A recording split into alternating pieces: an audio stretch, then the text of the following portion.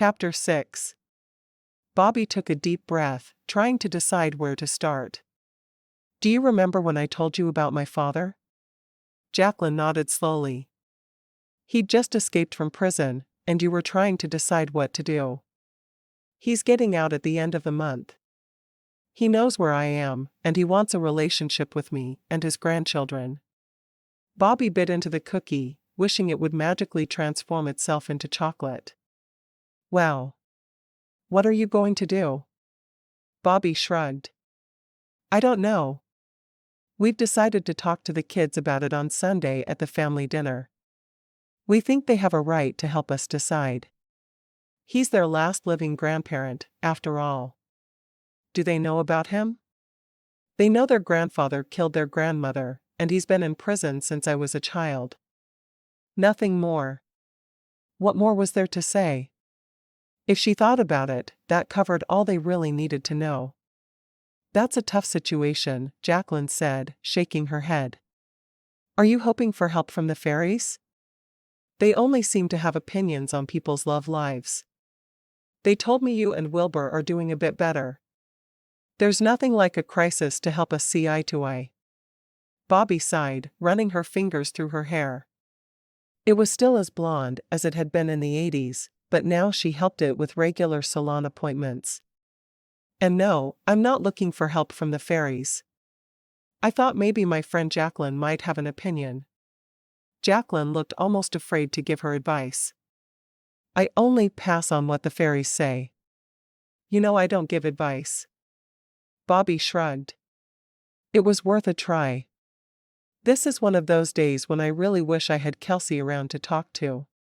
She always made me feel like everything was better. She knew the good relationship she'd had with her mother-in-law wasn't considered normal by most people, but she truly appreciated the older woman's advice on everything from home decor to cooking. Jacqueline frowned. You think you feel better after talking to her? She was my closest friend for over 55 years. Not having her around anymore is hard every single day. Bobbi nodded. For me too.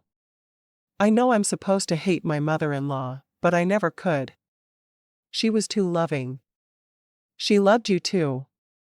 She always called you her daughter-in-love, and said you stole her heart the first day you walked on the ranch. Knowing you and Wilbur are having problems would make her roll over in her grave. We're working through them. I promise. He's always been my staunchest supporter. Bobbi felt badly for even being annoyed with him and questioning their relationship, because he had always been very good to her. Well, except for lately, of course. You don't need advice from me, Bobbi. You know just what to do. Talk to your children, get their feelings, and then make a decision. If you don't think he's dangerous, maybe it's time for you to forgive him. How do you forgive a man for killing your mother and changing the course of your life? If he hadn't killed her, do you think you'd be sitting here talking to me today? Do you think you'd have married Wilbur and been happy? Bobbi shrugged. She truly didn't know, but it was something to think about. She had 6 children that she loved more than her own life, as well as a niece she'd raised and loved as one of her own. The grandbabies were starting to roll in, and the joy she got from them was indescribable. Could she really keep her father from experiencing the same joy? After leaving Jacqueline's house, she walked over toward the spa. There was rarely an opening without an appointment, but she was hoping she could get in today. She desperately needed a massage, one where she did no talking, and she just lay there and let her therapist relax her. As she walked, she thought about her father's call the day after she'd gone to see Jacqueline. She'd just returned to the ranch house after her day of work when the phone rang. Kelsey had called her. It's a man. The police are ready to trace the call. Can you keep him on the line? Bobbi shuddered. How had her life been reduced to being bait for her father? She didn't know, but she would do what was right. Hello? Bobbi, are you okay? It was definitely her father, and he sounded frantic.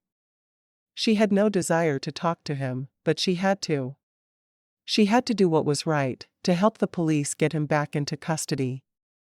"I'm fine, Dad." She nodded at Kelsey, who slipped into the office to make a call to the police. "I'm living on a ranch here in Idaho, and if God made a more beautiful place on this earth, I've yet to see it." "Well, it's not like you've been a lot of places. I've been really worried about you. They told me you left your foster home, but you'd not left a forwarding address. I've been searching for you since I got the news. I had to break out so I could find you. I've known Hal for a while, but I didn't need to." "I see." She looked over at Kelsey, who gave her a thumbs up. "Where are you, Dad?" "I'm staying in a small town near the prison, sleeping in the woods. I had to do research to find you. Research I couldn't have done from prison. I broke into someone's house to use their phone. As soon as the police arrive, I'll give myself up." Bobbi blinked. "What do you mean?" "He knew they were tracing the call?" "How?" "I knew I'd be caught as soon as I called you. You've always been a rule follower, and someone who would do what she thought was right, even if it meant giving up her own father. It's okay. I'm sure they'll be here soon." She stood there frozen, unsure what to say. "You knew?" "I did. I love you just the way you are, Bobbi. I'll do extra time for this, but at least I know you're safe." She felt the tears streaming down her face.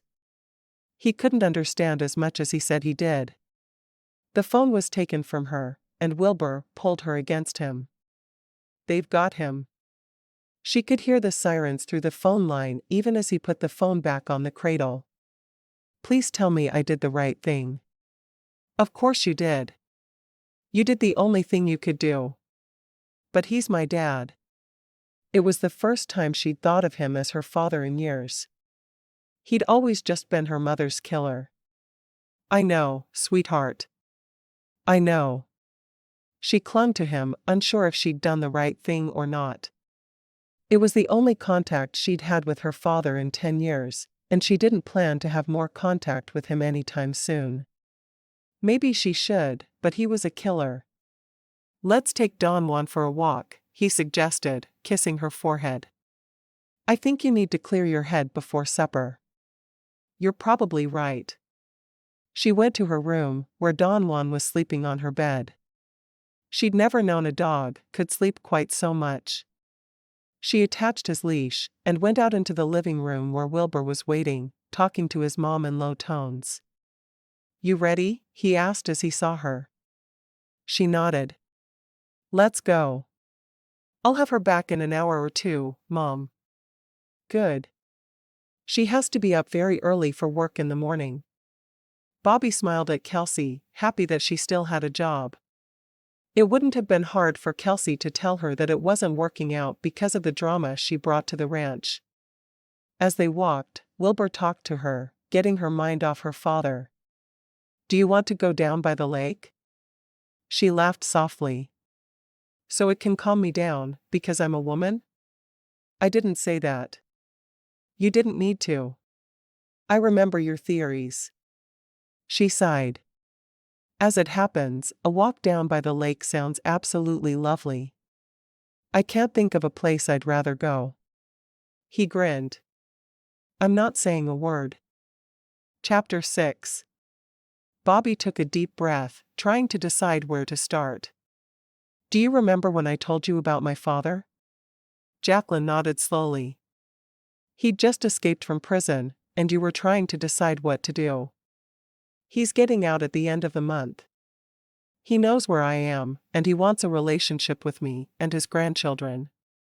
Bobbi bit into the cookie, wishing it would magically transform itself into chocolate. "Wow. What are you going to do?" Bobbi shrugged. "I don't know. We've decided to talk to the kids about it on Sunday at the family dinner. We think they have a right to help us decide. He's their last living grandparent, after all." "Do they know about him?" "They know their grandfather killed their grandmother, and he's been in prison since I was a child." "Nothing more." What more was there to say? If she thought about it, that covered all they really needed to know.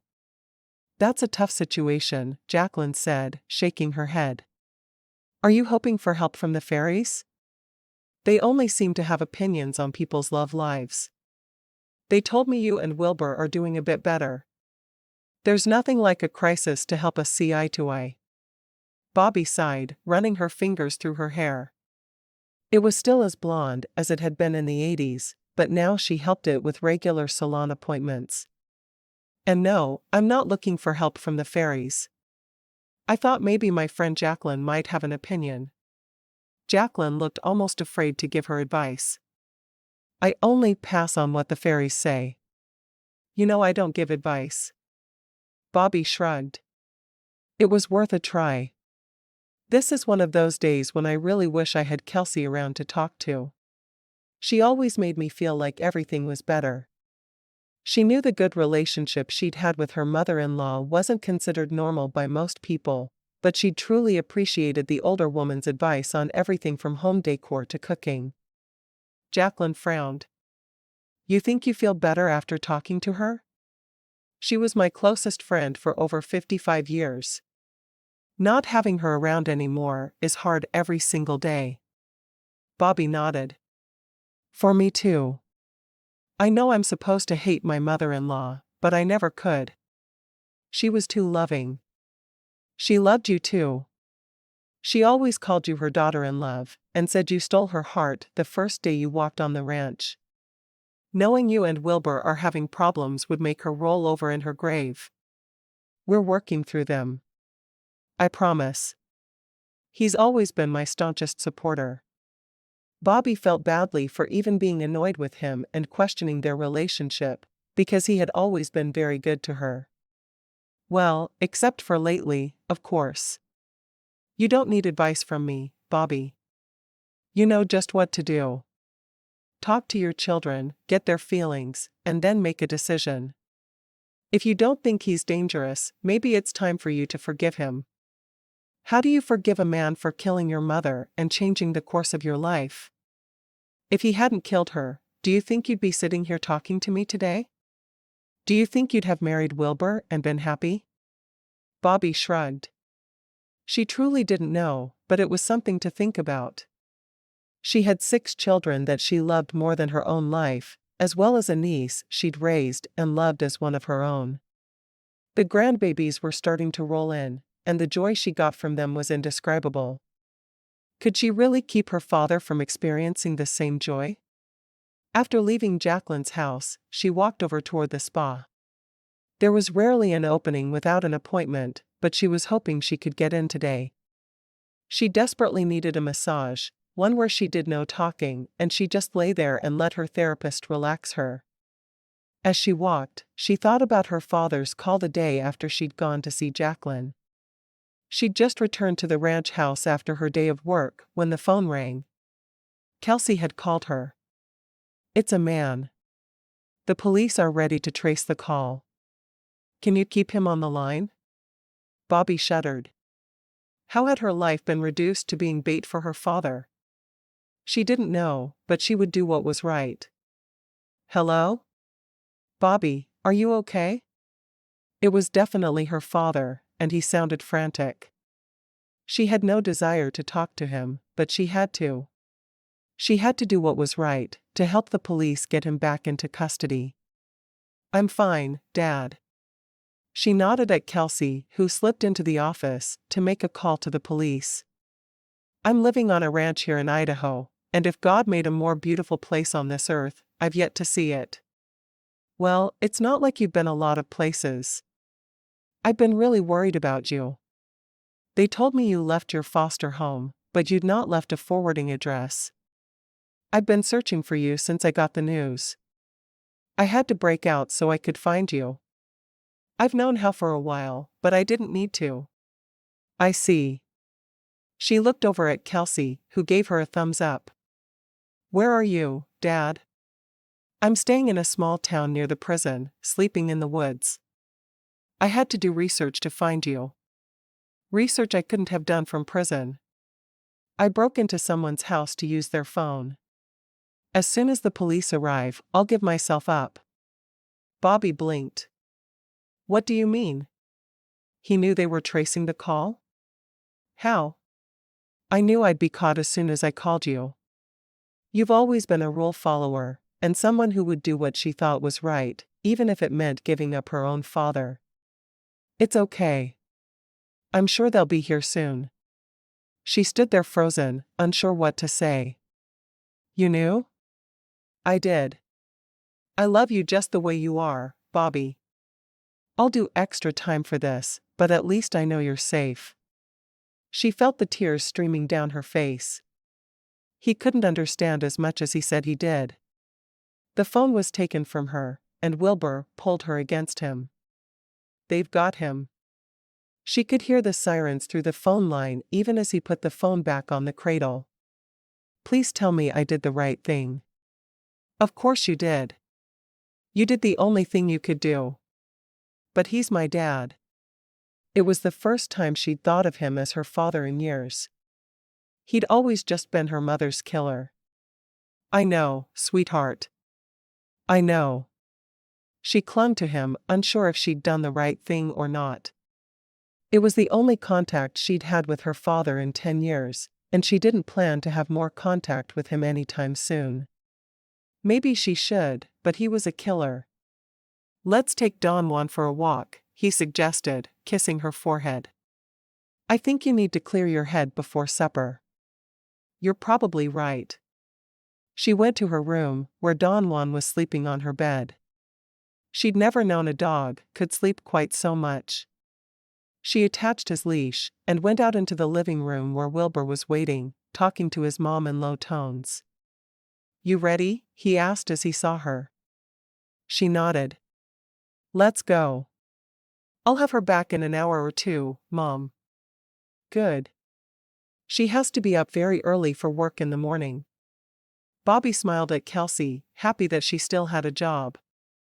It wouldn't have been hard for Kelsey to tell her that it wasn't working out because of the drama she brought to the ranch. As they walked, Wilber talked to her, getting her mind off her father. Do you want to go down by the lake? She laughed softly. So it can calm me down, because I'm a woman? I didn't say that. You didn't need to. I remember your theories. She sighed. As it happens, a walk down by the lake sounds absolutely lovely. I can't think of a place I'd rather go. He grinned. I'm not saying a word. You'd better not. I have awfully sharp elbows, and you just might get one in your side if you do. He laughed. I can't believe you're threatening me when I'm taking you for a walk, so you'll feel better. I guess I'm just mean like that. Obviously. It's a good thing I fell in love with you at first sight, or I might just be afraid of you right about now. She shook her head. You didn't fall in love with me at first sight. I don't even believe in love at first sight. I think you need to get to know someone before you can love them. You do, huh? So you think love is more of a choice than it is an emotion you feel? I wouldn't go that far. I mean, I know I can choose to love people and not hate them, but it's more than that. I think that as you get to know someone, that's when you fall in love, or don't, as the case may be. Well, that's not how it happened for me. I took one look at you, and I knew I was going to spend the rest of my life with you. It came on like a blinding flash. Jacqueline would say it was the fairies. She says they told her we were meant to be together. I tried to talk to her about my troubles with my father, but she told me the fairies had only told her about you. Not my dad. He laughed. I love that crazy woman. She grinned. I think she's growing on me. I was a little afraid of her at first, because every time she saw me, she was mumbling about fairies, but she invited me over for tea and snickerdoodles yesterday. I don't think I've ever had a snickerdoodle, and while I will always prefer chocolate chip, the snickerdoodles were very good. He frowned. She hasn't made me snickerdoodles since I was a boy. I think I need to go visit Jacqueline for my fair share of cookies. Be my guest. She loved the gnome, by the way. Said she's naming him George. I guess George is as good a name for a gnome as anything. I wonder if the fairies have names. You're going to have to ask her that. I'm not going to talk about the fairies any more than absolutely necessary. He frowned. I wonder if we're going to be required to invite the fairies when we marry. I have no idea what the protocol is when fairies are instrumental in your relationship. No idea. Maybe you should ask your mother. Better yet, ask your dad. I'm sure he'll have an opinion. I can just picture my dad's face if I ask him that. And you didn't argue this time when I told you we were getting married. I'm making progress. She laughed. I'm not sure what to say to you anymore. I've argued until my face is blue, and you still say that we're getting married. What's a girl to do? Marry me? We'll see. You're still waiting for the perfect proposal, aren't you? I've known you 6 days. I'm not waiting for any proposal, perfect or not. He stopped walking and turned to her. I want you to know that even if I seem flippant about it, I'm very serious. I want to spend the rest of my life with you, living on this ranch and raising babies. How many kids do you want? She shrugged. Maybe a half dozen or so. All girls. Girls? What would we do with a house full of girls? You can have 2 girls, but I want the rest to be boys. She wrinkled her nose. I wouldn't know what to do with a house full of boys. I'll help you. So will Don Juan. Between the 3 of us, we can raise boys. Bobbi looked down at Don Juan. I'm not sure he's going to know how to raise boys or girls. I'm not sure if you noticed, but she trailed off for a moment and lowered her voice to a whisper. He's a dog. No. Wilbur shook his head. He's much too intelligent to just be a dog. Maybe he's one of the fairies in disguise. She laughed, resuming their walk. They were close enough to the lake that she could see it through the trees. She wanted to stick her feet in it.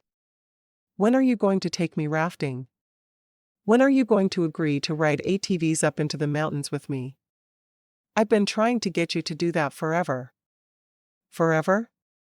Sometimes I think you have problems with exaggeration, Wilber Weston. He shrugged. Oh, I really do. But especially when I'm talking about you, because I love you so much. She sighed. Give me a few more days, would you? So if I give you a few more days, you'll agree to marry me? She shook her head, not in answer to his question, but wondering what she should do about him. One thing she knew for certain. He was a good distraction from thinking about her father. Bobbi opened the door of the spa, thinking they should have added it years earlier. She was seldom around to use it now, as it had only been open for a year. She went to the front desk and smiled at her daughter-in-law. Please tell me there's been a cancellation and I can have a 12-hour massage. Maddie laughed. I don't know about 12 hours, but I could make an hour and a half happen in about 10 minutes. Are you kidding? I didn't think there was any way I'd be able to get in. I'm as surprised as you are. We had a cancellation a few hours ago. The guest had a family emergency and had to head back to West Virginia 3 days earlier than planned. She was not happy. Well, I'm not happy that she had a hard time, but I have to be pleased about my good fortune. I need that time on the table, thinking about nothing and letting my muscles be massaged into oblivion. Sounds good to me. Maddie waved a hand toward the water with orange slices floating in it. Have some fruit water, or I can get you a root beer. I have a few stashed in the back for just such an occasion. A root beer would be absolutely wonderful. Do you mind? Not at all. Have a seat, and I'll bring it out to you.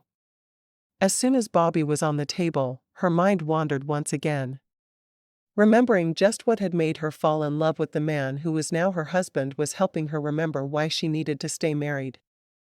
For a while, she'd thought she'd have to stay married for her 6 children, but it was more than that. She needed to stay married for her. She'd been at the ranch about 2 weeks, and all the furor had died down over her father's escape from prison. On a Sunday afternoon, Wilbur asked her if she'd go for a ride on the ATVs with him. He'd spent time teaching her to ride them, and she'd become proficient. She didn't enjoy leaving poor Don Juan behind, but his mother promised her that she'd take care of her pet. So she agreed to go, looking forward to finally seeing the views from atop the mountain that overlooked the ranch. She met him outside after she'd changed out of her church clothes, and saw that he had a picnic basket with him. She was glad, because she was starving, and she knew he'd learned to always serve chocolate if they were going to eat together. She climbed onto the ATV and started it. "Why do they have 3 wheels?" she asked. He shrugged. "No idea. I hope someday someone invents one with 4 wheels. I think I'd feel a bit safer." He led the way up into the mountains, stopping at a picnic table about halfway up. "I thought you might be hungry." "Have I ever not been hungry? Face it, I'm a bottomless pit." She wasn't ashamed of it, because she was slender. She must have hollow legs, because there was no other explanation for where she put the sheer amount of food she ate. They ate together, laughing over some of her stories from the diner. She'd started waiting tables, and she felt good about herself for the first time in years. A man I'd never seen before came into the diner, and he wanted the day's special. The special was liver and onions. "I don't know what your mother was thinking." I tried to tell him, but he wouldn't listen to me. So I took him out the special, and he wrinkled his nose, but he knew he was in the wrong, so he made himself eat every bite. Your mom and I giggled about it. He laughed. The pool is done, so they're breaking ground on the first of the cabins. I'm excited that it's finally happening. This was one of my ideas. As they chatted, she realized that she was no longer nervous around him. He made her feel completely at ease, and she loved spending time with him. "Can we look for Bigfoot after lunch?" she asked, her eyes lit up. "What's your obsession with Bigfoot?" he asked. She shrugged. "I just think he's really cool, and if he does live in this area like I've heard, I want to be the one to find him." Is that so wrong? I guess not. But think about this. If you find him, is telling people about him the right thing to do? What if you ruin his entire life, and even his ecosystem, by telling scientists about him? They'll just want to study him, and then where will you be? She frowned. Fine, then I'll just know where he is, and not tell anyone. When our kids are old enough, I'll be able to tell them without a shadow of a doubt that Bigfoot lives in our mountains. He leaned forward and kissed her. What was that about? It was the first time you've referred to our children as if having them is a foregone conclusion. I liked it. She grinned. I didn't mean to say it that way. I know you didn't. That makes it even more special, because you did it without thinking about it first. That means you really believe it. I guess it's time for me to start planning my proposal. You aren't supposed to tell me when you're planning a proposal. I'm supposed to be surprised by it. Wilbur grinned. But if I surprise you with it, how will you be able to practice your reactions? She laughed. Do you want a big wedding? I want whatever you want. If you want to run away and get married by a justice of the peace, then that's what I want.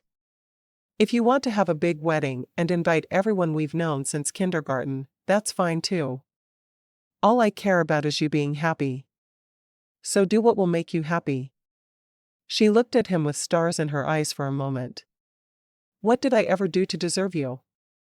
I can't imagine that I ever did anything good enough to deserve the kind of love you give me. You were born. You came to Idaho. That's good enough for me. You really do know how to make a girl feel special. He shrugged. My mama was careful to raise young men with manners. She did a very good job. She leaned forward and pressed her lips to his, getting bolder with him every day. She knew she was going to marry him, and she saw nothing wrong with a bit of kissing before they were married. "Mrs. Weston, your massage is over." Bobbi yawned, startled. "Already? You just started." Andrea, the newest member of the spa team there on the ranch, laughed softly. "I promise I gave you the full hour and a half. I'd keep going, but I have another client due here in 5 minutes. I'd better hurry and dress and get out of your room then, huh?" Andrea nodded. "That would be really nice." As she walked back to the cabin, Bobbi felt a sense of peace come over her. She'd tell the kids about her father getting out of prison, and she'd let them decide if they wanted to meet him. They had every right to meet their grandfather, and they had never met their grandmother to hold her death against him. No, it was time to give them the choice, and she would abide by whatever they said. It was a huge weight off her shoulders to not make the decision. She would be able to move on with her life and deciding whether she and Wilbur were going to make it. Not that there was any doubt in her mind when she walked into the cabin and saw wildflowers everywhere. He loved her. What more could she ask for? Chapter 7. Bobbi spent the next morning helping out at the kids' choral. It was one of her favorite places on the ranch, and not only because 3 of her grandchildren were there all day. She arrived early in the morning. "I'm here to hold babies," she announced. Debbie laughed. "You're welcome to hold babies all day if you want. Are you willing to feed and diaper them as well, or will you just sit quietly and hold them?" Bobbi grinned. She liked Debbie a lot. They were close to the same age, and she enjoyed talking to her. "I will do whatever you need. It doesn't even have to be babies, though I would like a few minutes to hold my granddaughters." "Go ahead and start out in the baby room then. Tori is being true to form and wiggling the morning away, while Willow sleeps. Tori could use some extra cuddles from Grandma. Just think, you'll be on Grandma duty soon, too." "I'm not sure I'm ready for that." Debbie grinned as Bobbi disappeared into the baby's room. Bobbi found Tori lying on a mat on the floor on her tummy, wiggling like crazy and fussing at random intervals, then smiling broadly. She scooped the baby up and walked over to one of the gliding rockers, snuggling her close. Tori looked up at her with the Weston ice blue eyes, a look of laughter filling them. "How's my baby? How's my little girl?"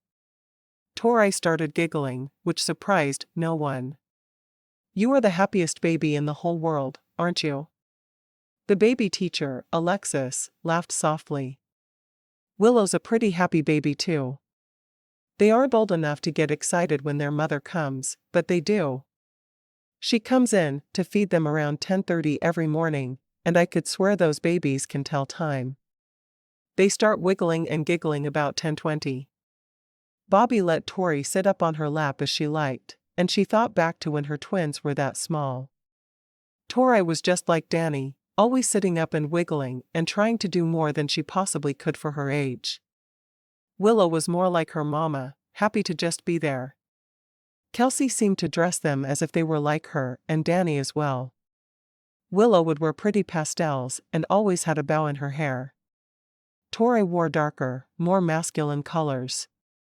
She rocked the baby back and forth, and her mind wandered off to many years before.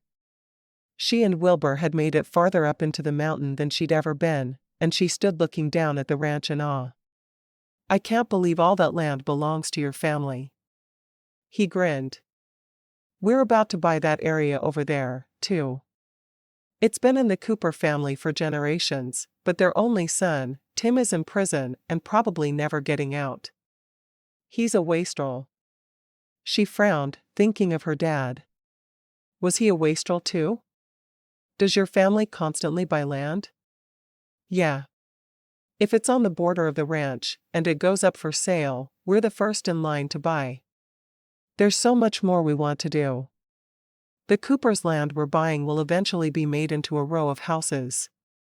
We'll rent them out or use them for employees. Not sure yet, but we'll put it to good use." I'm stunned by the magnitude of the ranch. It seems like so much for just one family to be in charge of. He smiled. That's why we need lots of sons, and we need to raise them to love the ranch as much as we do. We need help running the place. What about daughters? Daughters can help too, you know. I won't forget the daughters, but I sure hope the boys come first. If the girls are as beautiful as their mother, I'm going to be beating potential boyfriends off with a stick, and it would be nice if I had sons to help me. She grinned. You sure do know the right things to say to reach my heart. He pulled her against him, her back to his front, and just wrapped his arms around her waist. I could stand here like this with you forever. She leaned back against him, completely at ease. If we stand here like this forever, how will we search for Bigfoot? He laughed. You and your Bigfoot obsession. I hope our children don't inherit that from you. Why not? I think at least one of them should join me in my search for Sasquatch. If you say so. She turned around in his arms and wrapped her arms around his neck. It can't be just the two of us looking for him forever, after all. I don't have a choice in the matter, do I? She shook her head. Not until one of the children joins my quest. Then you can stop. He leaned down and kissed her softly.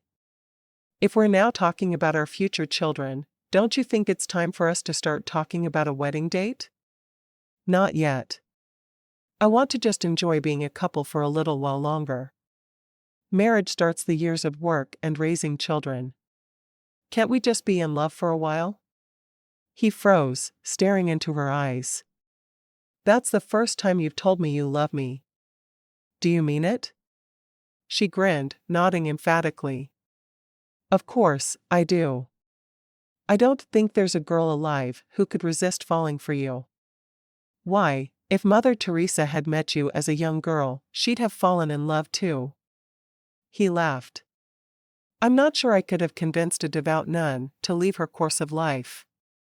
I wouldn't have fallen for her, after all. You were the one the fairy sent to me. I know that because Jacqueline told me. She brushed her lips against his. Are we going to believe Jacqueline and her fairies? Or are we going to decide for ourselves? Well, I believed her immediately, but you seem to be taking your own sweet time. We've known each other forever, and my ring is not yet on your finger. Ring? You haven't shown me a ring. He reached into his pocket and pulled out a ring box. I've been carrying it since a couple of days after I met you. Do you want to see it? She bit her lip. She did want to see it. Of course, she did. But she also wanted to be surprised when it was time. No, I'll wait. Are you going to let me know when I'm allowed to propose? He asked. I don't know how else I'll be able to tell that I'm supposed to. I'll make sure you know when I'm ready. Bobbi knew she didn't need a lot more time, but a bit longer would make her very happy. She was in love and enjoying it. Marriage would come, soon. But not today. She needed more time to just enjoy being in love. Tori wiggled in Bobbi's arms, reminding her where she was. She jiggled the baby on her knee, overwhelmed at the idea that this baby would never have been born if not for her love for Wilber. The second generation was being born now, and she was going to love every second of it. When Kelsey came in to feed the twins, Bobbi moved out of the second chair. They're all yours. Thanks, Mom. What are you doing here? Kelsey asked as she quickly began to nurse Tori. I came to see my grandbabies today. Willow slept all morning, but I played with Tori. Willow's a really good sleeper. Tori is a wiggler. Is there any doubt about why I called her Princess Wiggles? None. Bobbi walked over to peer into Willow's crib, seeing her lying wide awake, with her fist in her mouth. She unlatched the crib and picked the baby up, cooing to her softly. I'm going to change your diaper, and then your mama's going to feed you the good stuff. Are you getting hungry? The girl was dressed in a pink dress, complete with a bow in her hair. Tori was wearing blue overalls with a green shirt. You never leave anyone in question of who's who. Well, they're not identical, but they do look quite a bit alike. It's just easier this way. Alexis walked over as Bobbi finished changing Willow. Do you want me to take her? No, I'll hold her until Kelsey's ready for her. Then I'm going to run over to the school-aged children and steal Vivian. I think she needs a grandma day, don't you? You just want to spoil her rotten. What are you planning? Oh, I thought I'd grab a four-wheeler and take her up into the mountains to search for Bigfoot. It's time to get the next generation interested, don't you think? Kelsey nodded emphatically. I got the twins onesies that say, Bigfoot doesn't believe in you either. Blue for Tori and pink for Willow. If they have matching outfits, they're never the same color. I didn't mean to scar you girls for life by dressing you alike. I thought that's what you did with twins. We'll get over it. 5 or 6 years of intense therapy should do just fine. Bobbi sighed. I think you're about to learn that babies don't come with manuals. You just do what you think is right at the time, and pray that they don't hate you when the therapy bills start to come in. She handed Willow off to Kelsey and picked up Tori, who had fallen asleep while nursing. I'm going to change her diaper and put her to bed. No, Mom. If you change her, she'll wake up and think that a 5-minute nap was enough. Just put her down and she'll be fine. If you're sure. I'm the mama this time around. Kelsey blew a kiss at her mother. Bobbi did as she was told, slipping the baby into the crib and securing it. I know you are, and I'll do things just how you want. She leaned down and kissed Kelsey's cheek. Now I'm going to steal Vivian, so we can go Bigfoot hunting. She'll love it. Did you have Bob make lunches? Bobbi nodded. They're waiting at the cafe. We'll pick them up after we get the four-wheeler. You're not letting her ride her own? I may be blonde, but I'm not stupid. Bobbi hurried from the room before Kelsey had a chance to retort. She loved her youngest child, but she was quick with comebacks. When she got to the room for the school-aged children, she found Vivian curled up on a sleeping bag, reading a Nancy Drew book. Haven't you read all of those yet? I'm close. I'm starting on Trixie Belden next. I thought maybe you'd like to go on an adventure today. Vivian nodded slowly, obviously a bit apprehensive. What kind of adventure? Well, I thought we'd borrow a four-wheeler, get a picnic from the diner, and go up into the mountains to search for Bigfoot. You know Bigfoot's not real, don't you? Bobbi shook her head. He's as real as you and me. I saw him in the mountains one day, right after I married Grandpa. We're going to find him. Vivian sighed, shaking her head. Grown-ups are so easily duped. Let's go. Bobbi quickly spoke to the teacher and told her what the plans were. She knew she was on the list to take Vivian out of the kids' choral, so that wouldn't be a problem. After she was finished, she looked back at Vivian. Okay, we're all clear. They two of them left the center hand in hand. Vivian had her book tucked under her arm so as not to lose one precious minute of reading time. They got the four-wheeler and 2 helmets, a blue helmet with a star for Vivian, and a lavender helmet for Bobbi. They rode over to the cafe in silence, and went in to pick up the lunches Bobbi had ordered that morning. We're going on an adventure, she announced to Joni, who was behind the counter. Joni pushed the boxed lunches at Bobbi. I hope you have a wonderful time, Mrs. Weston. I'm sure we will. I have the best companion in the world, you know. Vivian was beaming as they walked out to the four-wheeler. Are we taking a picnic blanket? Bobbi frowned. We can run by the cabin to get one if you want. Vivian nodded, her face very serious. I need to have some place to lie on the ground and read while you hunt for Bigfoot. Bobbi sighed. It was just as well. One of the other grandchildren was sure to share her fascination with Bigfoot. She wasn't about to give up. We'll get a quilt from the cabin, and then we'll go on our adventure. Where's Grandpa? I'm sure he's off pestering your dad and telling him he has to do something differently. That's what he's always doing at this time of day. How come? He seems like a nice grandpa. Oh, he is. His parents did the same thing with him, and their parents before them. As frustrating as it is, that's just how things are done at the ranch. My dad won't. When it's his turn to pass it on to his kids, he's going to be nice about it and not be so mean. I know it. Vivian accepted the quilt Bobbi gave her and hugged it to her chest, climbing back onto the four-wheeler. I'm ready. Bobbi frowned at the girl before getting on. She'd never really questioned the practice before, other than being frustrated about it with Wilbur when they were going through it. Maybe it was time someone did. As they drove along the winding path that took them to the area she wanted to picnic in and where she'd search for Bigfoot, her mind couldn't stop thinking about what the little girl had said. Sometimes children were so much smarter about things than adults were. She had spent many days all those years ago following the same trail up the mountain with Wilbur, and they'd both loved it.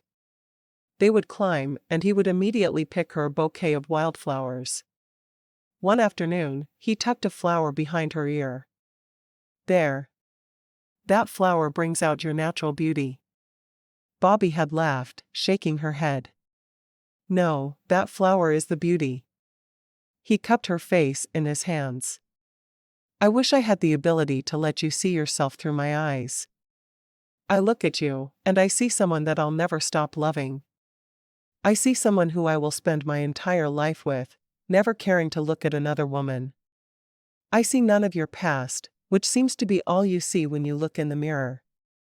I see the real you, and I wish I could show it to you. He kissed her softly, his arms wrapping tightly around her. I wish I could paint, so you could see what I see. Bobbi felt tears drifting down her face. My grandparents couldn't even look at me after my mother's death. They said they looked at me and saw only the man who had killed their daughter. I think maybe I've been looking at myself through the same tainted glasses they were using. Stop. Please. She took a deep breath. I'll try. I can't make any promises, but I'll try. That's all I ask. He kissed her once more, quickly. Well, that and for you to marry me, of course. You need to marry me. Bobbi wrinkled her nose. You know I'm waiting for a real proposal. I'm not going to let you ask me to marry you that way and agree. Does that mean you're ready? He asked, an eyebrow raised. Maybe. I'll let you know. He sighed. You're always going to let me know. Always. She shrugged. Well, I never said I was perfect. No. I did. Bobbi pulled the four-wheeler off the path and stopped at a big meadow. The wildflowers grew abundantly, and she grinned at Vivian. Let's pick all the flowers before we put the picnic quilt down. We don't want to squish them. And I can give them to my mama. I think that's a great idea. She'll be so happy. I know she will. Together, they hurriedly picked flowers, making 2 huge bouquets. This one is for my grandma. Bobbi sniffled, taking the flowers. Thank you, sweetheart. You're welcome. Thank you for coming to take me out of the kids' choral today. It's fun to play there, but it's more fun to have a grandma day with you. Bobbi hugged the girl. Okay, we'll put the bouquets on the four-wheeler, and then we'll spread the blanket out. Are you ready? They each took one end of the blanket. 1, 2, 3. They fluffed the blanket up into the air and then gently set it down. Bobbi put the boxed lunches into the middle of the blanket. I should have thought to bring the picnic basket. Wouldn't that have looked nicer? It'll taste just as good. That's true. And we know it'll be yummy because Bob made it. Bob can be a pain, but he sure can cook. That's the truth, Vivian said, looking at the boxes to see which had her name. Bob remembered the tastes of everyone, and always customized their lunches to suit them. She pushed Bobby's box toward her. I think he included root beer, Grandma. He certainly should have. He knows we Westons can't eat a meal without a swallow of root beer. Vivian nodded solemnly. And I'm a Weston now. Yes, you are. So root beer it is. Bobbi popped the tab back on her drink, then traded with Vivian. Once they were both holding a root beer, she clinked her can against Vivian's. A toast. To happiness. To happiness, Vivian echoed, taking a swig of the root beer. Yummy. They got down to the serious business of eating, both of them hungry after the long trip up to their picnic spot. When I was a little girl, I wanted to be a ballerina, Bobbi said. Why weren't you? You're as pretty as a ballerina. I'm not exactly what you'd call graceful. My mother put me in lessons for a little while, but I kept tripping over my own big feet. We decided the art wasn't for me. Vivian giggled. Grandpa loves you anyway. He gives you the same kind of look my dad gives my mom. The look that always makes them kiss. Yes, your grandpa loves me a great deal. Do you know we've been married almost 35 years? That's almost forever. That's longer than my dad is old. Isn't that a coincidence? Bobbi said with a sparkle in her eye. I'm glad you're happy here at the ranch. Everyone is happy at the ranch, Vivian said matter-of-factly. The ranch is a happy place. People would have to try to be sad here. It really is a special place, isn't it? I think I'm going to stay here forever. But you live in an RV with Grandpa. You're just visiting for a while. I know, because I heard Aunt Kelsey telling Kaya. Bobbi frowned. That's been the plan. You see, when I agreed to marry Grandpa, we decided that we were going to travel the world as soon as our children were old enough to run the ranch. So we have been driving from state to state, trying to see as much as we could. But now that we have grandkids, I want to spend more time on the ranch to be with them. Does Grandpa want to? Bobbi shrugged. He loves you grandkids as much as I do, but he doesn't want to stay here all the time. Well, then you should do it some of the time. It's as simple as that. Maybe you're right. Chapter 8. That evening, Bobbi got home just after Wilbur arrived. Where were you all day? He asked. I was planning on taking you out for dinner, but I didn't know where you'd disappeared to. Bobbi wasn't sure if he sounded more annoyed or concerned. I'm sorry. I should have let you know what my plans were. I went to the kids' choral today to hold the twins, and then I kidnapped Vivian, and we had a picnic up on the trail. I see. I wish you'd told me what you were going to do. I'm really sorry. I would never deliberately frighten you. Well, do you want to go for trivia night? I hear that the pastor and Bridget are teaming up with Kaya and Glenn, and between them they know some serious trivia. I'd love to team up with Bob and Miranda. Bob and Miranda? They're only going to know cooking questions. He shrugged. So what? At least we'll have fun. She nodded. Sure. Let me just change out of my picnic clothes. She could see some grass stains on the knees of her jeans. As she was leaving the room, he caught her arm, spinning her toward him. Pushing her up against the wall, he lowered his mouth to hers. You're beautiful just the way you are. Never change. Bobbi felt her face softening, and she wrapped her arms around his neck. You make me feel like I'm a teenager sometimes, Wilber Weston. You always make me feel like a teen. He leaned down and nipped her neck before backing away. Hurry, so we can go. She slipped into the bedroom to change quickly, her face heated from their embrace. He really did make her feel like a teenager very often. But then she'd look around and see her children and grandchildren, and she'd remember she was a middle-aged woman. She changed into a pair of nice slacks and a silk blouse.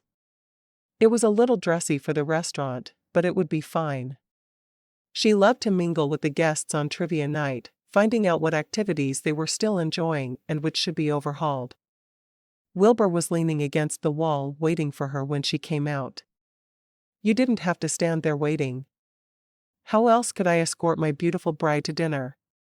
He noticed she wasn't wearing a necklace, and then his eyes landed on the one he'd given her a couple days before, still on the coffee table where he'd set it. Somehow she'd never opened it. He walked over and picked it up, bringing it to her. "Maybe this would go with your blouse?" She took it, her heart beating faster. She couldn't believe that in the confusion with her father's letter that she'd forgotten to open his gift. She carefully opened the box and gasped. There lay a necklace that she'd told him she wanted, but she never dreamed he would actually get her. It matched her blouse perfectly. She'd always loved pink diamonds, but she never let herself indulge. "Thank you. It's perfect." She held it up to her neck and turned around so he could fasten it for her. "I always feel so clumsy trying to fasten these things.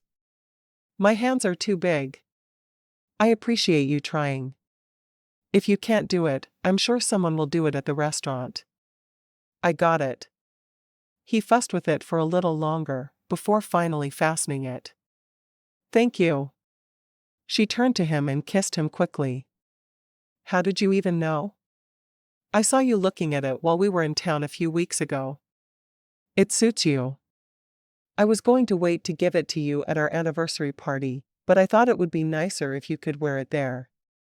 She hadn't yet decided if there was going to be an anniversary party, but he was obviously doing everything he could to make it happen. She could not fault his efforts. "It's absolutely gorgeous." He slipped his arm around her waist and they walked across the grounds toward the ranch house. It was the same place where she'd stayed when she first arrived in Idaho, and where they'd raised their children. The decision to add a restaurant had been made when all 4 boys had moved out and across the street. Now there were a few guest rooms, a couple of rooms for the staff, a library, a living area, and the restaurant. "Do you ever wish we'd kept this as our family home on the ranch?" He shook his head. "Not at all. I couldn't have let just one of the kids live here, and there was no reason to even try. It makes a lot more sense that we're using it for other things." She smiled. "I really thought you'd be more sentimental about it. You and your brothers were raised here, and we raised our children here. We have some pretty incredible kids. And beautiful grandchildren." He frowned at the mention of the grandchildren. He knew it was still her desire to be there and watch them grow that was keeping them apart. He'd have to figure out a compromise quickly. He wasn't about to let her go. "Have you decided what you want to do about your father?" "I'm going to ask the kids on Sunday, and leave the decision entirely up to them. They have the right to know their only living grandparent if they choose to." "So will you have them vote?" She shrugged. "I guess so. I hadn't thought that far ahead. I just thought I'd tell them the situation and let them discuss it amongst themselves." She waited as he opened the door to the restaurant for her before moving over to sit with Bob and Miranda. "Wilbur is certain the 4 of us will be unstoppable." Miranda laughed. "Maybe if we added my mom or my brother, or someone with some sort of knowledge of trivia." Bobby grinned. "At least we'll have fun, right?" Miranda was right, and their team was absolutely horrible. They finished second to last, only barely beating out a group of 20-somethings from Riston. After the first round was over, Bobby stood. "I'm going to go mingle and talk to the guests. See what they're liking this year, and what they think should be changed." "That's not our job anymore," Wilbur told her, his voice low. "I know, but it's fun." Bobby walked to the next table and smiled at the group of women gathered there. "I'm Bobbi Weston. Do you mind if I sit down for a moment?" 20 minutes later, she was still sitting with them, listening to them gush about their favorite activities on the ranch. "Is there anything you'd like to see us add?" 2 of the women exchanged a look, and one of them finally nodded. We were saying it would be really fun if you had different craft nights. Like Monday could be for quilting and everyone could take home a quilt block. Tuesday could be scrapbooking. And you need to sell special Rivers End Ranch paper in the general store. That would be so fun. Then a night for crocheting and another for knitting or baking. Charge a little bit for each activity, and I know everyone would love it. Bobbi nodded, smiling. That's a wonderful suggestion. Don't be surprised to see us doing it if you come back next year. She stood and walked back over to her husband, knowing another round was about to start. She quickly passed on what the woman had said before the next question was asked. At the end of the night, Bobbi was full of root beer and nachos, ready to head back to the cabin. As they walked, Wilbur wrapped his arm around her waist. Did you have fun? She nodded. I had a fabulous time. We were awful, but it was fun. I can't believe there was a whole section of Bible questions on the night Pastor Kevin was there. He said God was rewarding him for his faithful service, but I think he rigged it somehow. Wilbur laughed, shaking his head. I don't think so. It was just fun. I guess. Bobbi was highly competitive, and she hated to lose. At least she'd had fun getting to know Miranda and Bob better.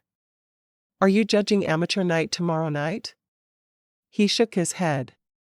No. I traded weeks with Wade. He said something about needing to be off next week. I don't remember why. You really should pay better attention when the kids talk to you. I pay good enough attention. Wade never knew I was daydreaming about how beautiful my wife was while I was talking to him. Bobbi shook her head. Are you trying to get yourself out of trouble? I don't know.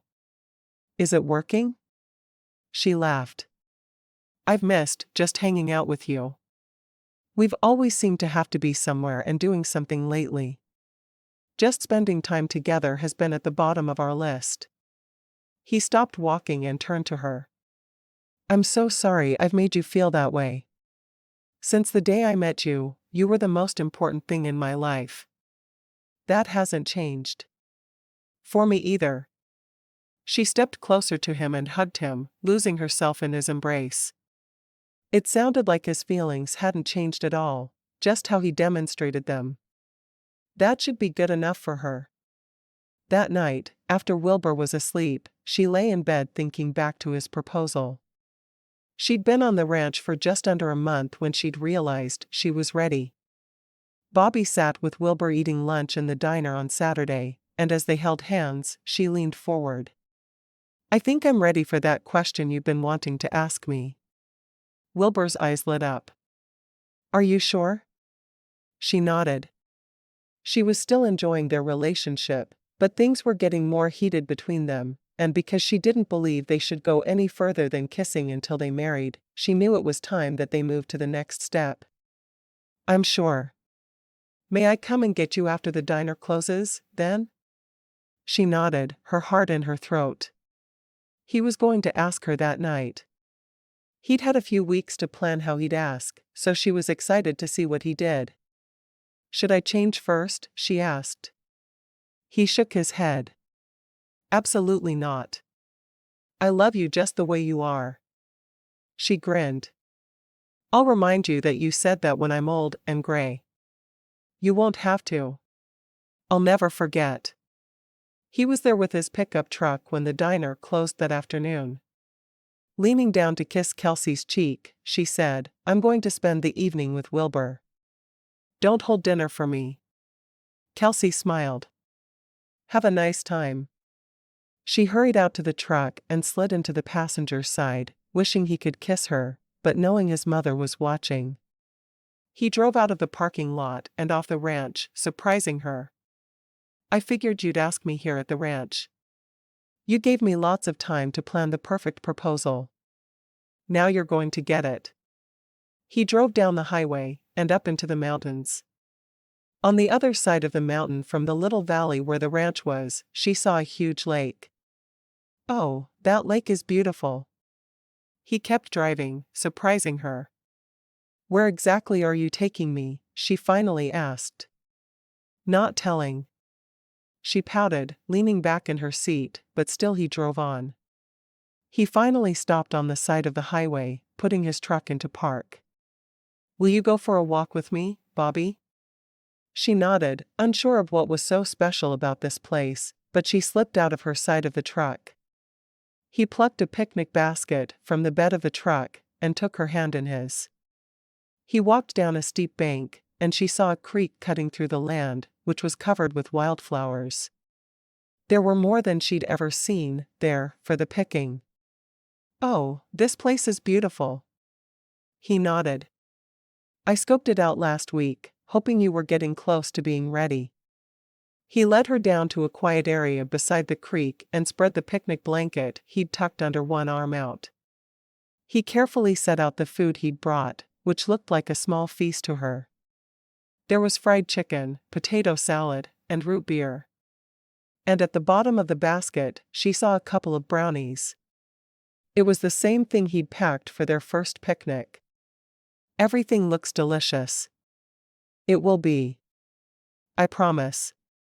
He took her hand and brought it to his lips, kissing it softly. I made sure everything was perfect for tonight.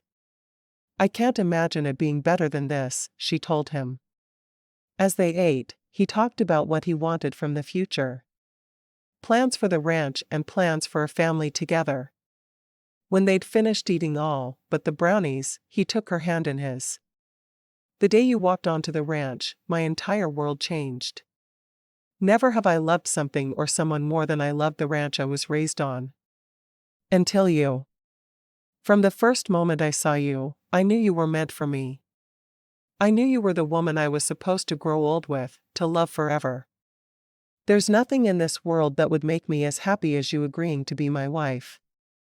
He moved until he was kneeling in front of her. Bobbi, would you do me the great honor of being the mother of my children and the woman who sleeps beside me every night? Bobbi swiped at the tears streaming down her face. I would be delighted.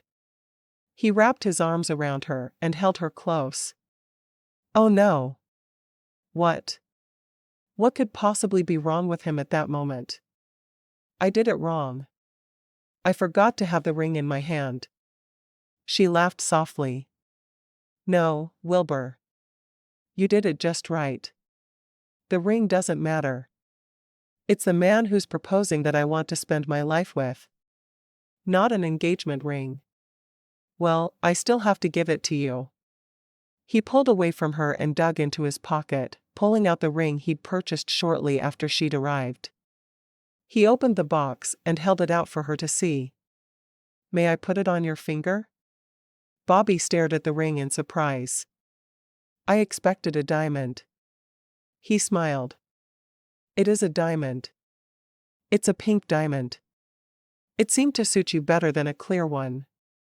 I love it. It really does suit me. He slipped it onto her finger, and then brought her hand to his lips. This ring is a symbol of my love for you.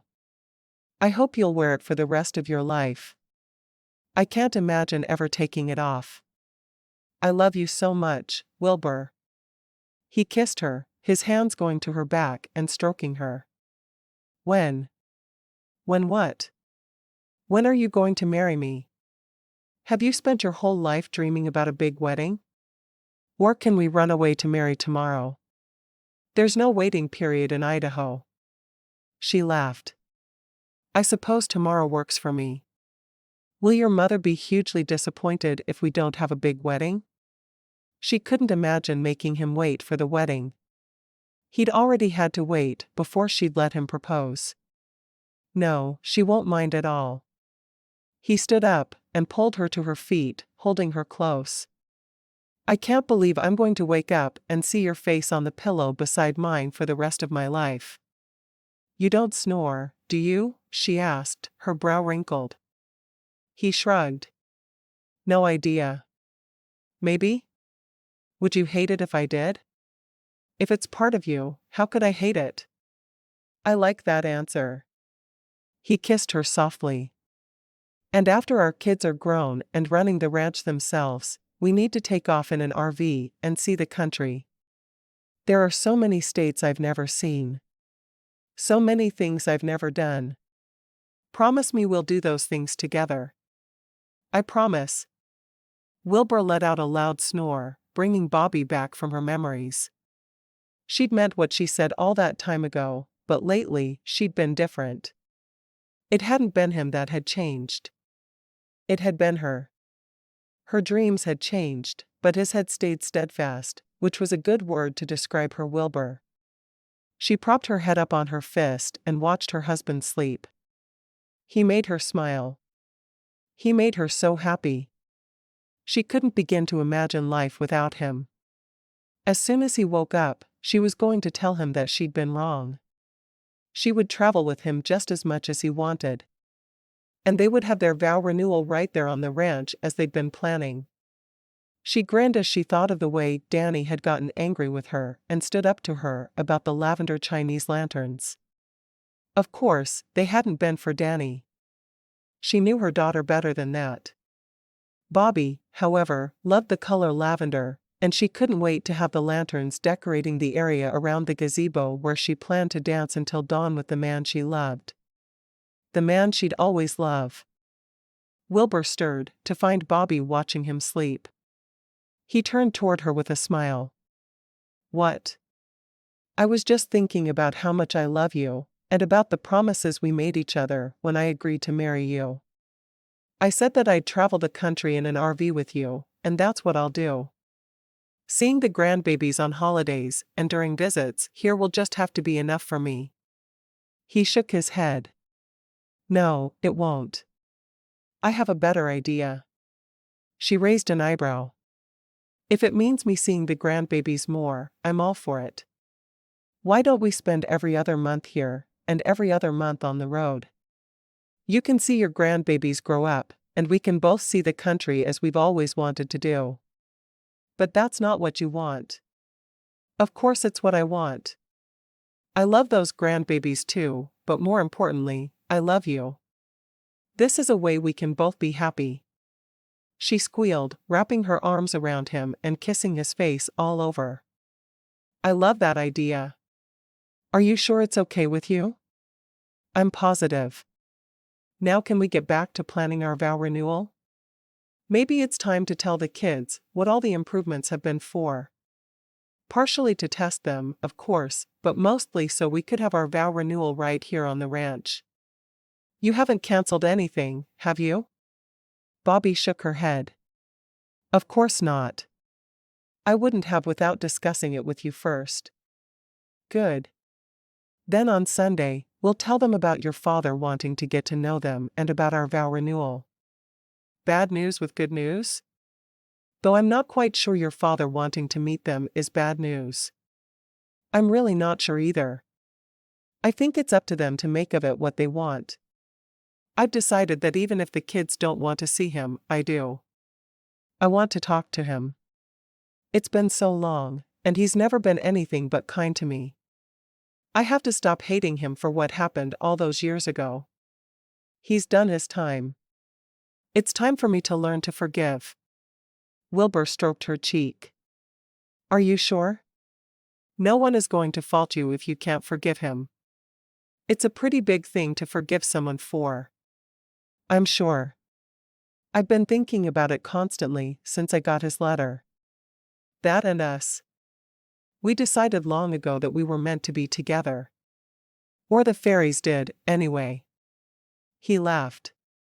I don't believe in the fairies any more than you do, but if they make Jacqueline happy, who am I to complain? She's been so kind to us and to our children. I'm sure she'll someday be matching our grandchildren. Do you think so? She's not immortal, you know. I'm not so sure.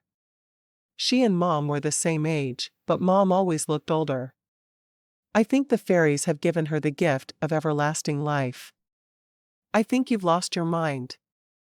I lost my mind over you a very long time ago. I hope I never find it again. He pulled her closer, wrapping both arms around her and holding her against him. He was keeping her. Nothing was going to come between them again. Chapter 9. Bobbi woke up early the following morning and reached over for Wilbur's arm, but he wasn't there. She sat up in bed, frowning. He hadn't told her he needed to be somewhere early. She got up and wandered through the small cabin, calling his name. Finally, on the coffee table, she found a note. My love. Meet me in front of the cabin as soon as you're dressed and showered. No peeking until you're ready. Dress casually. All my love. Wilbur. She frowned and walked to the window. He knew she wouldn't be able to resist one peek. He wouldn't even be surprised. With as long as they'd been married, it was like he could read her mind. She lifted the curtain out of the way, surprised to find a piece of cardboard taped over the window. I said no peeking, was written on the cardboard. Bobbi laughed, shaking her head as she walked back toward the bathroom. Obviously, he'd done everything he could to keep her from looking. She hurried into the bathroom and showered and dressed. She wished she could force herself to take her time, but she was much too excited to see what he was up to. She put on a pair of jeans and a t-shirt before running a brush through her hair. She'd never been one of those women who took hours fussing as they stared at themselves in the bathroom mirror. 20 minutes after opening her eyes, she was ready. She hoped Wilbur had thought to get them something to eat. She stepped out the front door to see her husband leaning back against a four-wheeler. There were two there in front of the cabin, ready for them to use. Did you think about breakfast? She asked. We're going to head to the diner to pick up our lunch, so we'll go ahead and have breakfast while we're there. If it was Kolach Day, I'd have a bag in my hand waiting for you to devour. She grinned at him. Well, I'm happy to have breakfast with the man I love. Are we walking over or four-wheeling? Oh, four-wheeling. I know the exact kind of chariot my queen desires. She laughed, sitting down on the one with her helmet. Did you walk over to get one and then walk over to get the other? Oh, no. I reminded Wyatt about the arthritis in my hip, and casually mentioned that I walked the floor with him and changed his diapers. He wrinkled his nose, but he knows he's about to start that nonsense, so he was willing to drive one over and walk back himself. Oh, good job playing the parent with arthritis card. I'm impressed at the way you think. He shrugged. I learned from the best. She laughed, taking the lead as they drove across the ranch, stopping in front of the diner. Looks like we missed the breakfast rush. Good. Maybe it won't be too crowded. He stopped his four-wheeler and removed his helmet, hanging it off the handlebars. Taking Bobbi's hand in his, he led her to the restaurant and opened the door for her. As soon as they were seated, Kelsey brought menus over. Breakfast special is eggs in a hole with your choice of bacon, sausage, or corned beef hash. Sounds good. Eggs over medium. Hash. Bobbi looked at her daughter, whose eyes were looking a bit bloodshot. You okay? Kelsey nodded. Willow was fussy all night, so I was up with her. You need an assistant manager. Bobbi knew all new parents went through periods of no sleep, but she wished her daughter had the ability to stay home from work when it happened. I have Joni. She's going to close this afternoon, so I can go home at 2 instead of 4. Good. I'm so glad you have someone you trust. Kelsey looked at Wilbur. What are you having, Dad?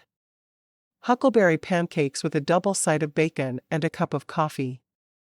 I want orange juice, Bobbi added. All right. I'll get Bob to start on these and get your drinks out to you. Kelsey walked away, her usual zip missing from her steps. If she wasn't nursing, I could take the babies overnight. But neither of them will take a bottle. Bobbi frowned at her husband. How am I supposed to help her if she's trained them not to take a bottle?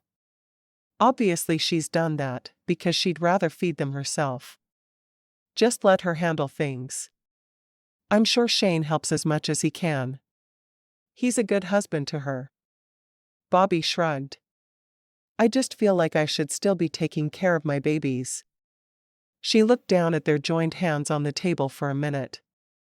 "I think that's a lot of the reason I married you. I needed a family I could be part of forever, and I knew you'd give that to me. You and your parents, and any kids we had. And then we got Jess as a bonus." "I know. I knew it at the time. You loved me, but you loved me partially because I could provide you with that forever family." After they'd eaten, they headed for the door, and Jess was waiting on one of the four-wheelers, something held in her arms. "I brought you a present, Aunt Bobbi.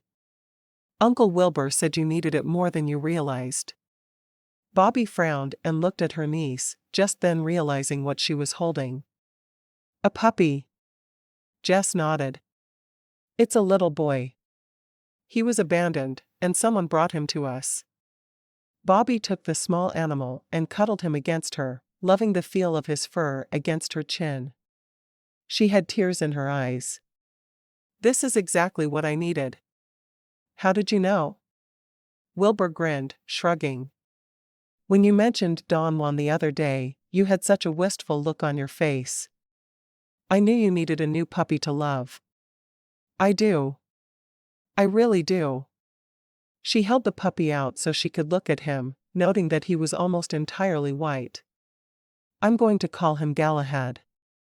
It makes him the perfect successor to Don Juan." Jess hurried forward and kissed her aunt's cheek. "I'm going to take him to spend the day with me at the clinic. I know you two have other plans, but I wanted you to see that he was yours." Bobbi walked over to Wilbur and wrapped her arms around his neck, kissing him. She'd never been demonstrative in public, but she didn't care about her stupid rules at the moment, and it didn't matter how many guests saw them. Her husband deserved something for the special gift. Wilbur held her close for a moment. "You ready?" "Sure. Do you have lunches?" He nodded, patting the seat of his four-wheeler, and she knew that he'd put their boxed lunches in the compartment under the seat. "Let's be off then." They rode side by side up the trail, but she let him lead in the places where the path was too narrow. When they reached the spot where she'd picnicked with Vivian, she expected him to stop, but he just kept going. Finally, he stopped in the spot where she'd first convinced him to help her hunt for Bigfoot. "Are you ready?" She frowned at him. "Ready for what?" "It's only been an hour since breakfast." "I'm not ready for lunch." He shooed her off her seat and pulled a bag out from under it. It was the bag she'd put together when she'd first initiated Kelsey into Bigfoot hunting. It held several artists' renditions of Bigfoot and a magnifying glass. There were even examples of Bigfoot's hair for them to use for comparison.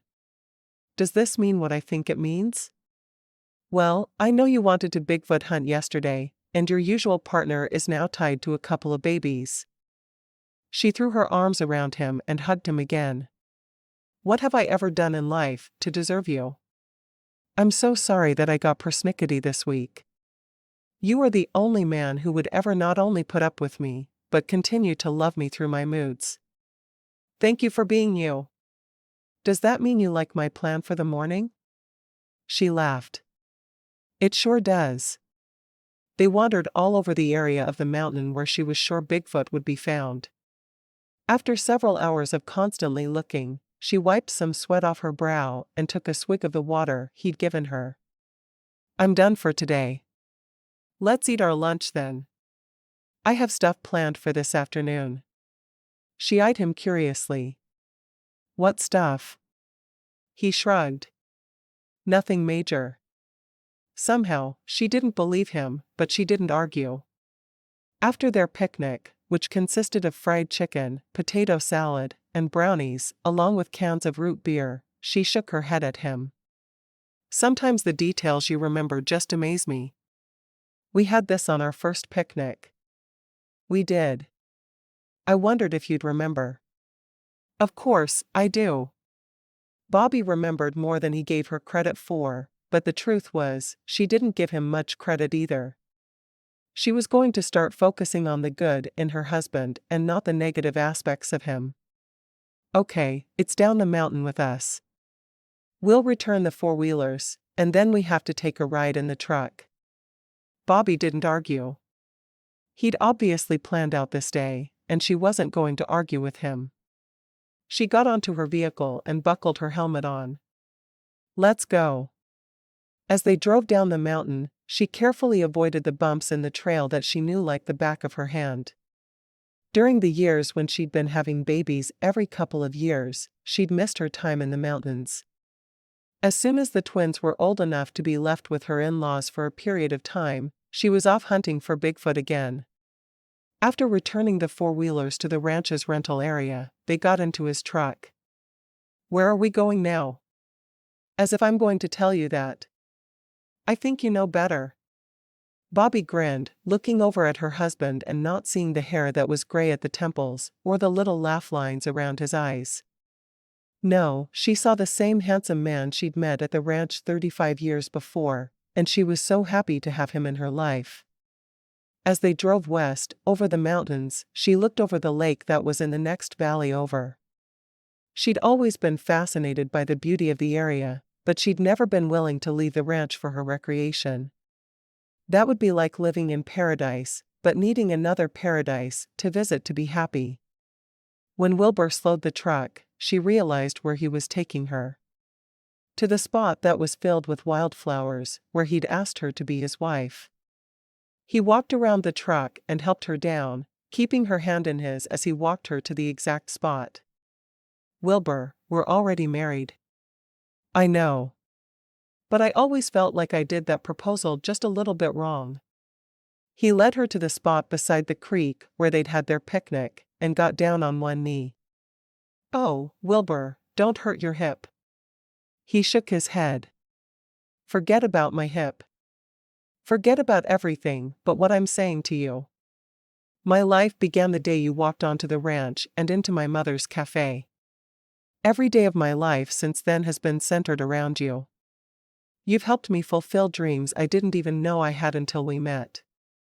And now, we've been married for so long, I have to ask you, will you marry me again? He reached down and pulled a ring from the pocket of his jeans. Will you spend the rest of your life exploring the world, hunting for Bigfoot, and visiting grandbabies with me?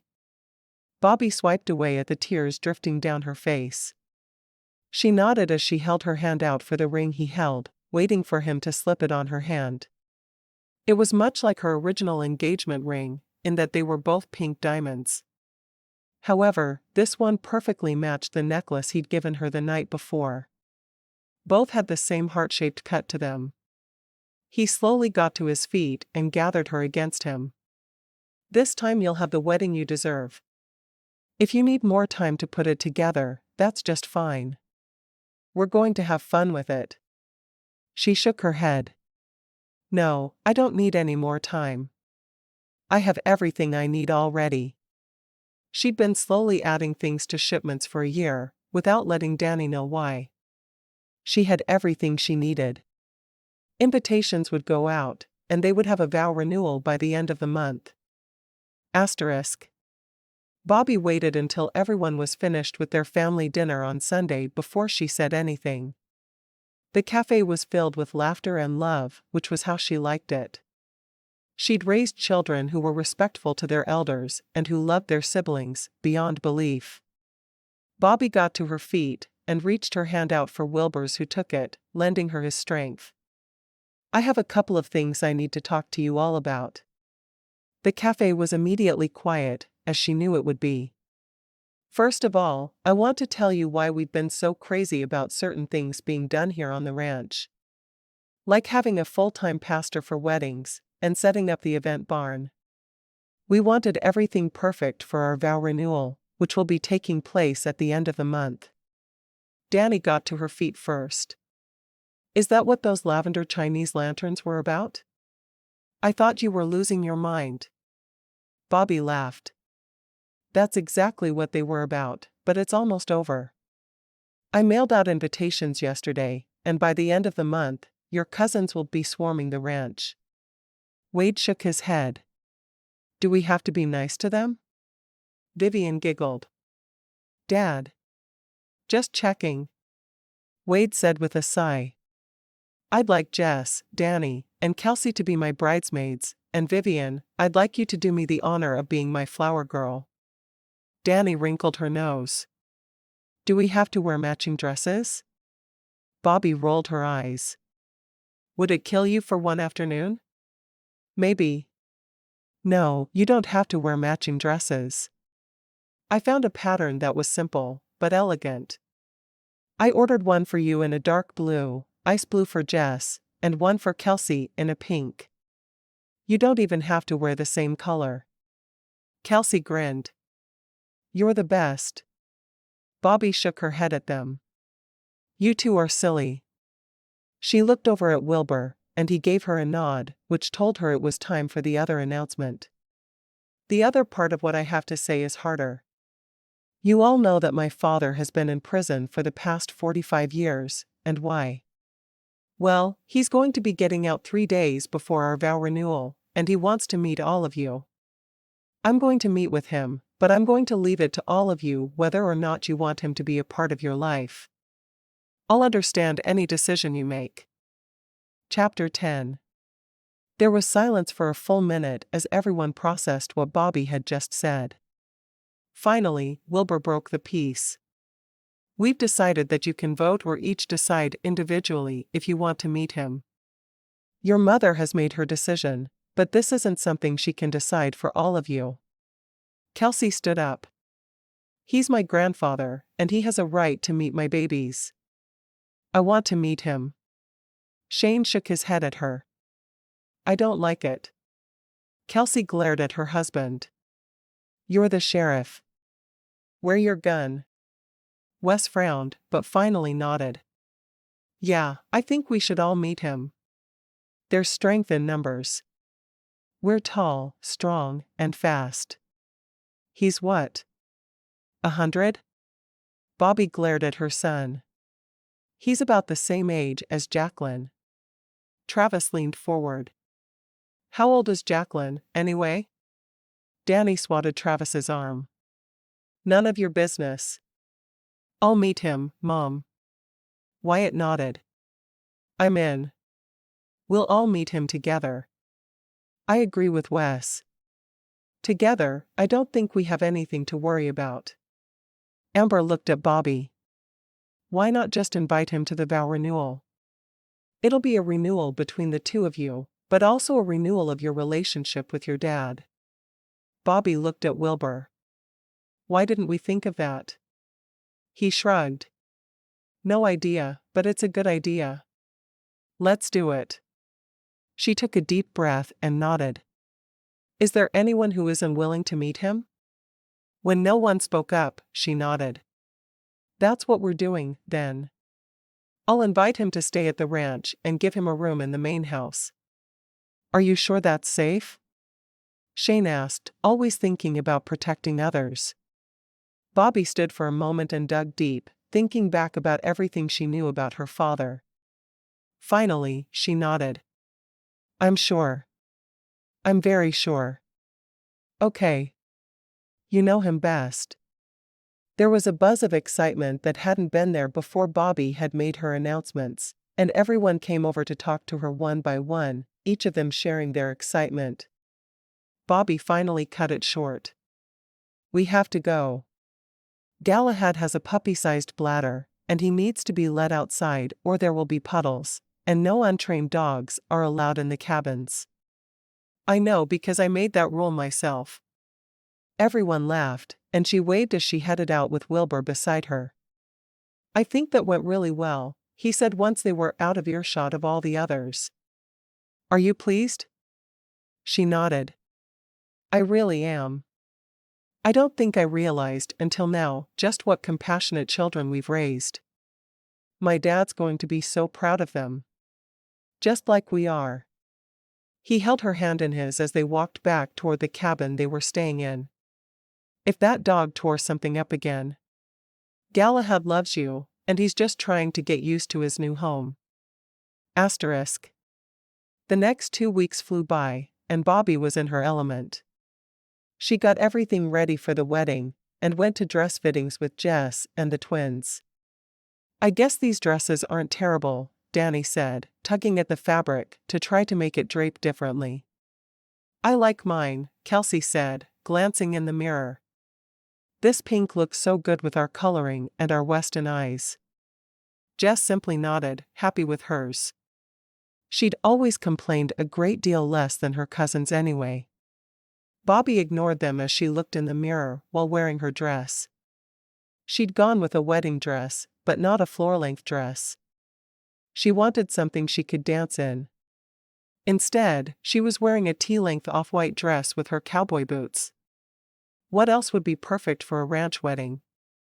As the days got closer, she got more and more nervous about her father's arrival.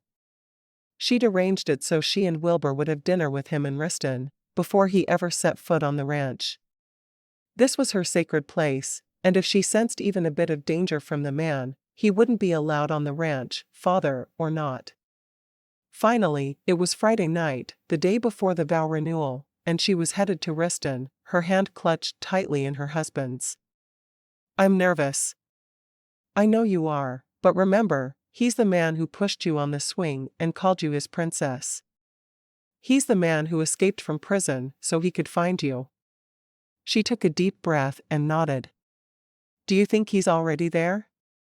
I have no idea. Wilbur parked the truck in front of the small restaurant where they'd chosen to meet. But I do know we can handle this together. We've had 6 kids and raised 7. We have grandchildren coming out our ears. We've run our ranch for years. We've got this. You're right. If I could raise those children of ours, I can do anything. She slid out of the truck to the ground and waited as he locked the vehicle. They joined hands and together, they headed into the restaurant. The hostess, an old friend of Kelsey's, recognized them immediately. Mr. and Mrs. Weston, it's good to see you. Bobbi smiled. We're meeting an older gentleman tonight. Oh, he's been here for 2 hours. He was afraid of being late, he said. The hostess led them to a table back in one corner of the place, with a lone man with gray hair sitting at it. The man was looking down at a book resting on the table, and didn't notice them there at first. All at once, he looked up, and his eyes filled with tears. Bobbi. Hi, Dad. She felt her own tears start to flow, feeling like a fool. She'd been the one keeping them apart. She could have visited him any time. He slowly got to his feet and she walked to him, burying her face in his shoulder. I didn't think you'd come, he said, even as his arms came around her, holding her tightly against him. I wasn't sure if I would either, she said honestly. Let's sit. He sat back down in the chair he'd occupied before. This is my husband, Wilbur. Wilbur offered his hand to shake.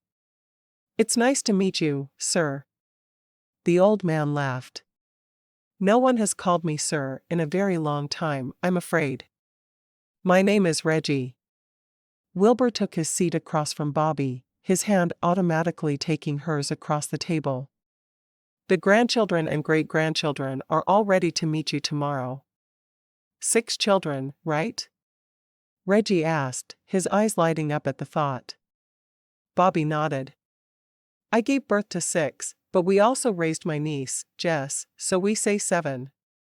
And how many grandchildren do you have? 3 with more on the way, Bobbi said softly. My youngest had twins in February. She's a twin as well, but hers are fraternal, but she and her sister are identical. I was a twin, her father said, surprising her. I never knew that. Bobbi said. I don't think I ever met your family. My sister died when we were young, and my parents never really got over it.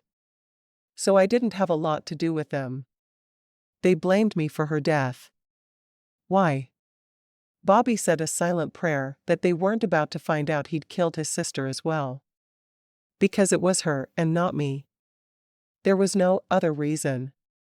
I assure you, I've only killed one person in my life. He shook his head. I never meant to kill her. She nodded. I know that. I think I even knew it at the time. She sighed. When Mom's parents refused to look at me, because I reminded them of their daughter's killer, I just kind of broke. All of the foster homes wanted me to get out as fast as I could, except the last one. They were trying to fix me. You were never broken. He sighed. I haven't touched alcohol since the day she died. Even before they arrested me, I had none. I never will again. I'm glad, she said softly. It took me a lot of soul-searching to decide to come here. But I finally decided that I'd grown up without parents, through no fault of my own. I wasn't going to deprive myself of my father when I had a choice. So tell me all about you. What have you been doing for the last 45 years?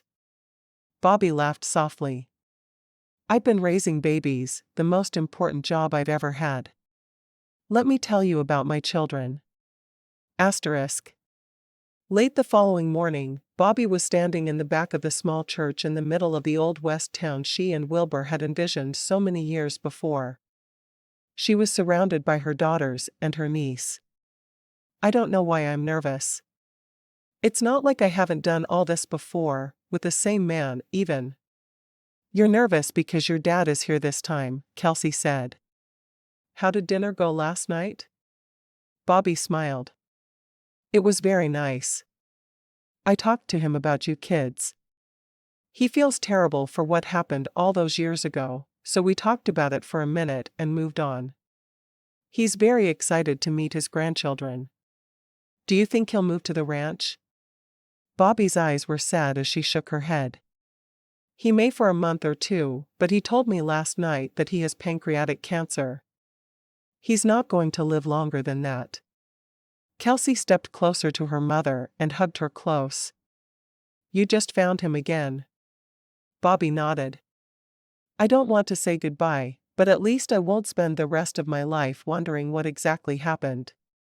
Or what would have happened if I'd just let him in. Danny said nothing, but she squeezed her mother's hand. Jess frowned and whispered, I'm so sorry, Aunt Bobbi. We're not going to let today be sad, though, Bobbi told them. I'm renewing vows with the man I've loved for 2/3 of my life. And I'm celebrating a reunion with my father. We're going to see people we love, and we're going to eat, drink, dance, and be merry.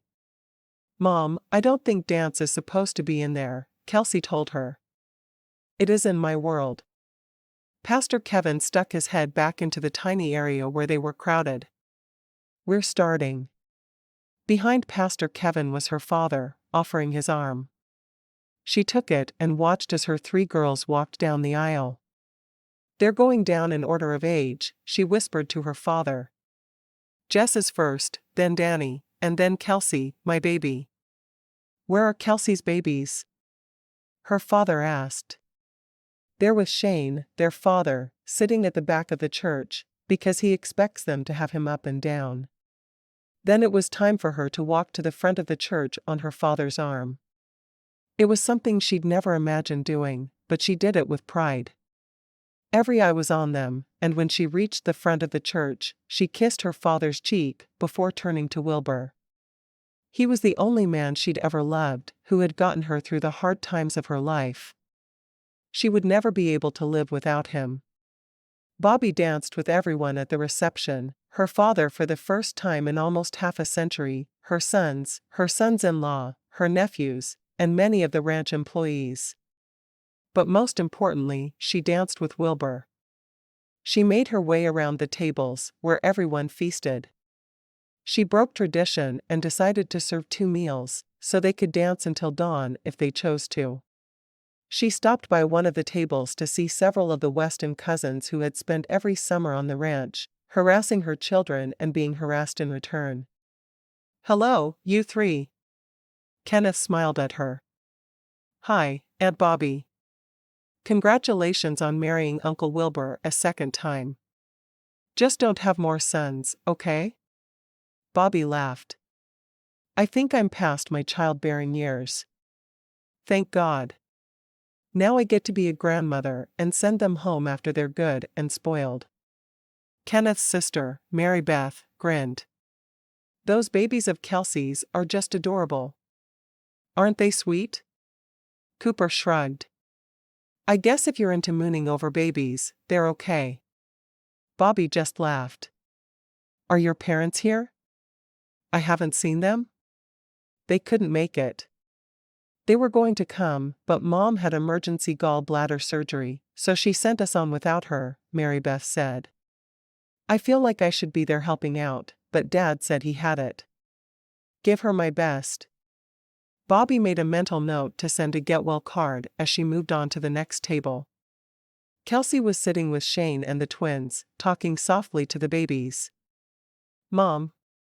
Kelsey. Bobbi laughed and shook her head. Your cousin Athena looks like she's sitting alone over there.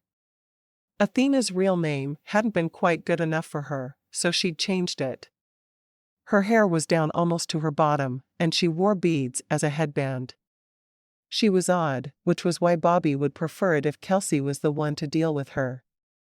Yeah, I tried to talk to her, but she was mumbling something about herbs that would make my milk come in faster, and I got out of there.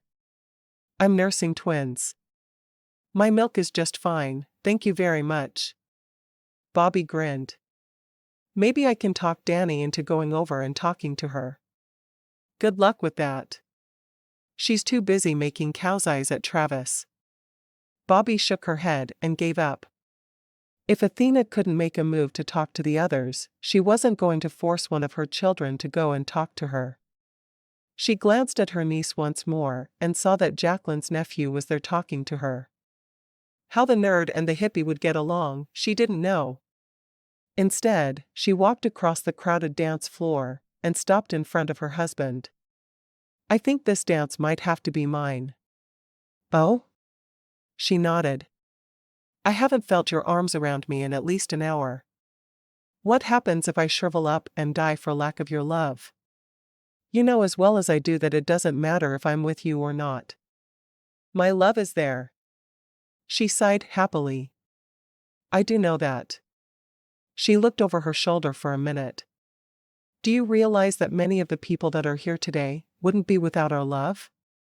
Marrying you did exactly what I needed. It gave me my forever family.